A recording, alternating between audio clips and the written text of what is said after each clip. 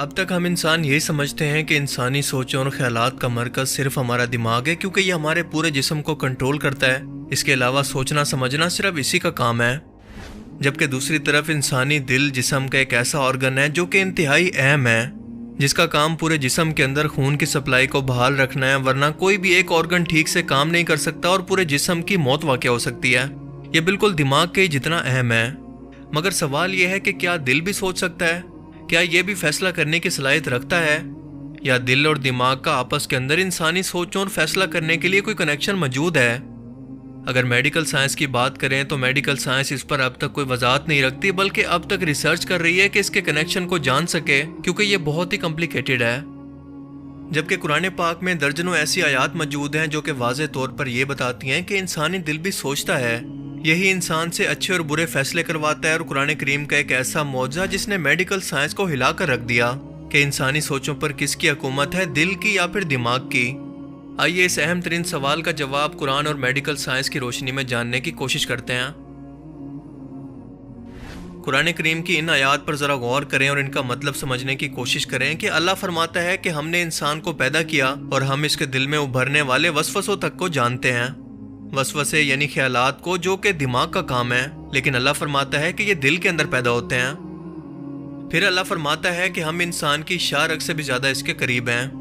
شاہ رگ سے مراد ہے انسان کے دماغ کی سب سے اہم ترین وین، جو کہ ڈائریکٹلی دماغ سے جڑی ہے، اس کے قریب ہے اور انسان کے سب خیالوں، سوچوں اور وسوسوں سے واقف ہے۔ مگر پھر بھی اللہ فرماتا ہے کہ اس کے دل میں آنے والے وسوسوں، خیالات کو وہ جانتا ہے، لیکن ایسا کیسے ممکن ہو سکتا ہے؟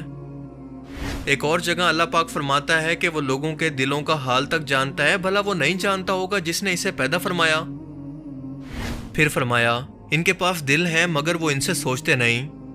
یہ آیات مبارکہ یہ واضح طور پر بتا رہی ہیں کہ انسانی دل بھی سوچتا ہے، وہ سمجھ سکتا ہے۔ اب تک میڈیکل سائنس یہ سمجھتی تھی کہ انسانی دل کا اکلوتا کام ہے جسم کے اندر خون کو پمپ کرنا، پر ایسا نہیں ہے، کیونکہ حالیہ کھوج کے مطابق انسانی دل ایک انڈیپینڈنٹ یعنی خود مختار اور مکمل آرگن ہے، جسے ہم انگریزی کے اندر کہتے ہیں انڈیپینڈنٹ اینڈ کمپلیٹ۔ یہ بالکل ہمارے دماغ کی طرح تو نہیں ہے، پر اس کے اندر اپنا ایک دماغ موجود ہے، پر کتنا اور کس حد تک یہ ہمیں اب تک نہیں پتا۔ بس اتنا پتا چلا ہے کہ یہ موجود ہے، اس کی اپنی یادداشت بھی ہے۔ اور اس بات کی تصدیق نہ صرف اللہ قرآن پاک کے اندر فرماتا ہے، بلکہ اس کی حدیث مبارکہ واضح طور پر رسول اللہ صلی اللہ علیہ وآلہ وسلم کے الفاظ کی صورت میں کچھ اس طرح سے موجود ہے کہ آپ نے فرمایا کہ بے شک انسان کے جسم کے اندر گوشت کا ایک ایسا لوتھڑا موجود ہے کہ اگر وہ صحیح رہے تو پورا جسم صحیح رہتا ہے، اور اگر وہ بگڑ جائے تو پورا جسم بگڑ جاتا ہے۔ خبردار رہو کہ وہ دل ہے۔ اس حدیث مبارکہ کا مطلب ہے کہ دل ایک فوجی کمانڈر کی طرح ہے، جو کہ باقی آرگنز کو فوجیوں کی طرح کام کرنے کا حکم دیتا ہے، اور اگر یہ کمانڈر بگڑ جائے تو فوج بھی بگڑ کر مکمل طور پر تباہ ہو جائے گی، یعنی ہمارا جسم۔ انسانی دل میں موجود یہ چھوٹا سا دماغ 40,000 نرو سیل سے مل کر بنا ہوتا ہے، اور یہ نرو سیل وہ ہوتے ہیں جن سے ہمارا دماغ بنتا ہے، اور اس کا پیغام لے جانے والا نروس سسٹم بھی۔ یہ اتنی حیرت انگیز کھوج ہے کہ اس نے پوری میڈیکل سائنس کو ہی بدل کر رکھ دیا ہے، کیونکہ کینیڈا کے ایک میڈیکل ڈاکٹر جے اینڈریو امور کے مطابق دل کے اندر موجود اس چھوٹے سے دماغ کی وجہ سے ہم نے میڈیکل کی ایک نئی ٹرم کی بنیاد رکھی، جسے کہا جاتا ہے نروس نیرو کارڈیالوجی، جس میں دل کے اندر موجود اسی چھوٹے سے دماغ کو وضاحت سے پڑھنے کے لیے اور اس پر مزید کھوج کرنے کے لیے لوگوں کو دعوت دی جائے گی۔ اپنی بات کے لاجیکل ثبوت کے اندر وہ کہتے ہیں کہ جب بھی انسان دل کو دھڑکن تیز یا کم کرنے کے لیے کوئی سگنل بھیجے تو وہ اپنی مرضی کے مطابق ریئیکشن کرتا ہے، نہ کہ آپ کے ریئیکشن کے مطابق۔ کبھی کبھار تو آپ کے دل کا ریئیکشن آپ کے سگنل کے مطابق بالکل الٹ ہوتا ہے۔ ہم اسے اپنی مرضی کے مطابق کنٹرول نہیں کر سکتے، جیسا کہ دماغ کو کر سکتے ہیں۔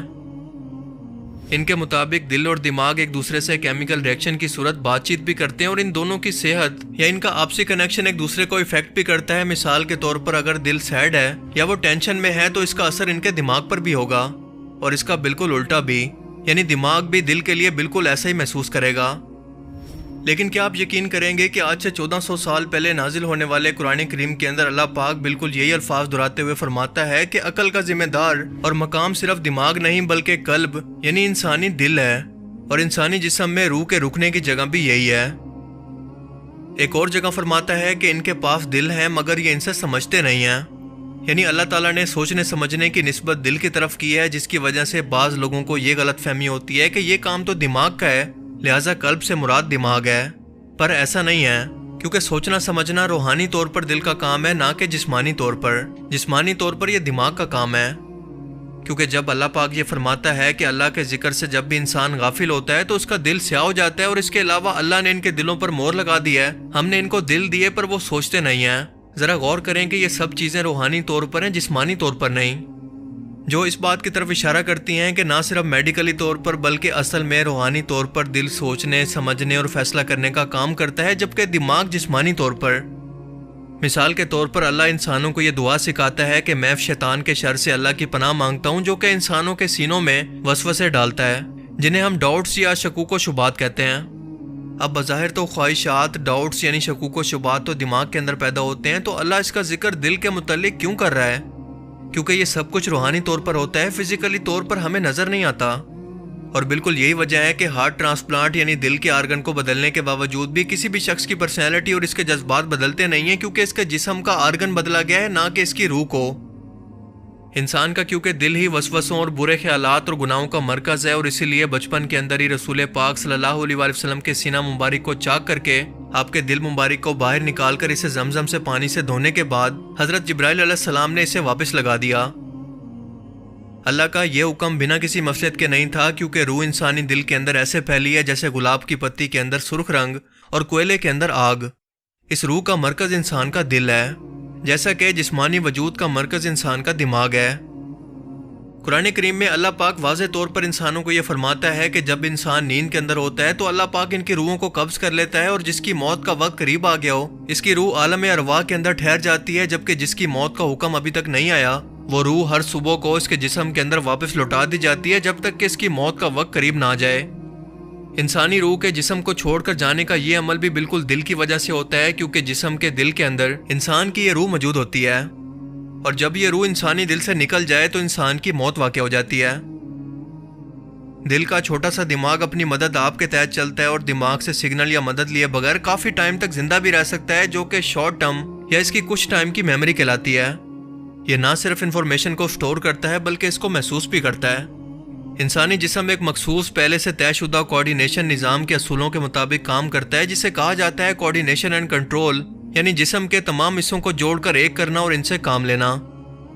مگر دل اور دماغ کا یہ کنیکشن کیسا ہوتا ہے ہمیں اس کے بارے میں اب تک کچھ نہیں پتا، پر قرآن اس کے بارے میں ہماری رہنمائی کچھ اس انداز کے اندر کرتا ہے کہ اللہ پاک فرماتا ہے، اور اس قرآن میں ایسی آیات بھی ہیں جسے وقت گزرنے کے ساتھ ساتھ ہی سمجھا جائے گا، یعنی سائنسی علوم کی ترقی کے ساتھ ساتھ۔ ابھی تک ہمارے دماغ اتنا ایڈوانس لیول پر نہیں پہنچے کہ اس کو سمجھ پائیں۔ ابھی ہمیں اس کے بارے میں بہت کچھ جاننا ہے جس کا ہم تصور بھی نہیں کر سکتے۔ اور اگر آپ اس دل کا اور اس کے اندر موجود روح کا سکون چاہتے ہیں تو اللہ پاک فرماتا ہے کہ دلوں کا سکون تو صرف اور صرف اللہ کے ذکر میں ہے۔ اللہ تعالیٰ ہمیں سمجھنے کی اور نیک عمل کرنے کی توفیق عطا فرمائے۔